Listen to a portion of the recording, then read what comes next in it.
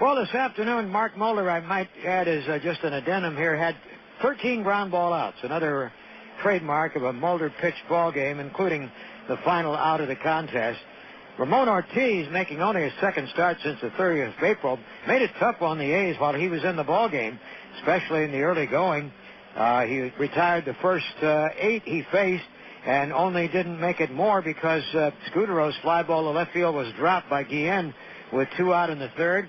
After that, the A's finally got a hit with 2 out in the 4th, and that was on a dive pop-up, a routine ball in the infield, but with the bright sun in this afternoon condition, it eluded Meziga, the second baseman. The only choice the scorer had was to call it a base hit.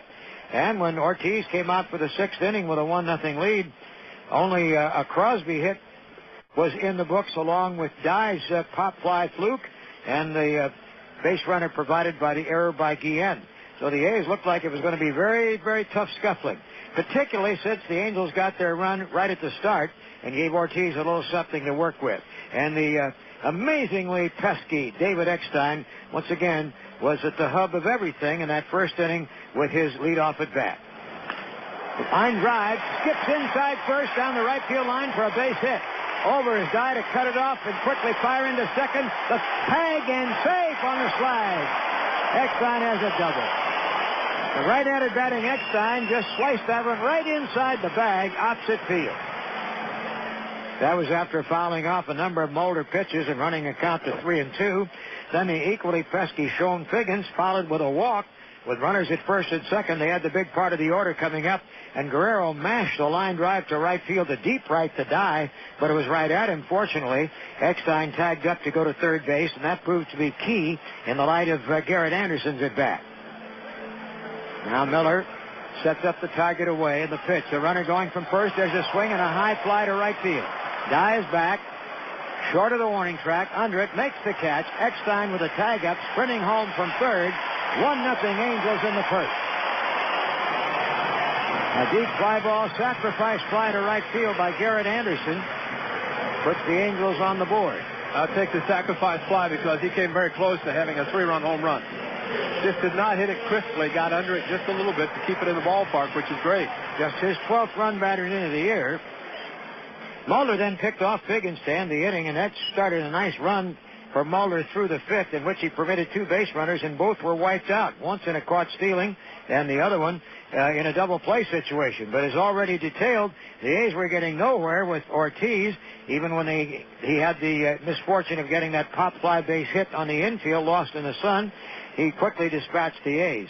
In the 5th, Crosby led off with a second hit, a solid single, but Ortiz came back with 2 strikeouts before Scudero bunted his way on, put runners at first and second, but Burns lined out softly, and the A's were still chasing their first run of the afternoon. The Angels got 2 aboard with 2 out in the 6th inning against Mulder, but matching up with Guerrero, he got him to ground out to short and keep it a 1-0 game. The A's in the top half of the 6th had given him the lead, and it came with Ortiz only walk of the afternoon, putting a foot in the door. When Kotsay flied out to right field, Ortiz had reached a high pitch count, and at that point, Shields got the call from the bullpen from Mike Socia, and Shields came in with a 5-0 record for the year in relief, and pretty impeccable performances behind it. His first pitch was a strike, but it was on the opposite plate from where the target was, so location wasn't quite right. He'd probably tell you location wasn't quite right on the next pitch, too. Shields last worked an inning on Monday night.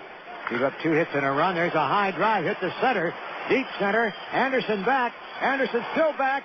Gone! Home run from Jermaine Dye. On an 0-1 pitch, as Dye crushed it over the center field wall, scoring behind Mark McLemore, who walked to open the inning. 2-1 Athletics after Shields faces his first batter. And that was the last major blow off the bats of the A's. In fact, they had only an infield hit the rest of the way as Shields settled in and retired all but one of the next 8 batters he faced. Francisco Rodriguez pitched a 1-2-3 ninth, but all the while Mulder was squeezing the life out of the lineup of the Angels also. 1-2-3 in the 7th, 1-2-3 in the 8th. Then the 9th, with the fans anticipating the top of the order and the things that Eckstein and Figgins can do in front of the big hitters. And Mulder and Eckstein dueled, and Eckstein always tough to strike out. Eckstein, a tough guy to put away on strikes. And if he puts the ball in play, well, something good for the Angels often happens. He's only struck out 15 times this year and 216 at bats. Here comes the next one. He's out on strikes, looking. Fastball inside corner. Eckstein cast a bit of a odd glance back at the plate umpire as he heads for the dugout. Paul Schreiber rang him up. Then Figgins was a strikeout victim swinging. And with 2 out, the dangerous Vlad Guerrero was up. 1 swing of the bat could make it an even ball game. And Mulder got him to chase 1 pitch into the dirt and foul it off, but pitched him very carefully when he went to 3-2. He just threw 1 low and outside, hoped he might chase it. If he didn't, start all over again with Garrett Anderson. He didn't. The walk put the tying run on and the winning run at the plate, and Anderson has always been a torturer of the Athletics. But the ground ball was the order of the day for Mulder today. The A's left-hander studies the sign from Miller. Miller sets up on the outside. Mulder delivers a bouncing ball right side. Scudero to his right, has it, throw to first, in time. And the A's, Mark Mulder, takes matters into his own hands with Jermaine Dye's 2-run homer, a combination that produces a split in the series and a victory in the final 2 games of this 10-game road trip. Mark Mulder walks off the field with his 9th win of the year against 2 losses. One of 3 American League pitchers with 9 victories. Final score, the Athletics 2 and the Angels 1. And it also is Mulder's 7th consecutive winning decision over a stretch of 9 starts. That equals his career high in consecutive victories. And with the home run by Dye, another $100 will be donated by the Plumbers and Steam Fitters Local 342 to Campo Kaizu, the summer camp for cancer-stricken children and their families. So far, donations from Local 342 this season now have reached a total of $9,800.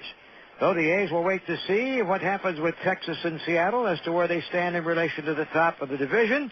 And, of course, directly ahead, the weekend with the Giants, and then a 3-game series beginning Tuesday in Oakland with these same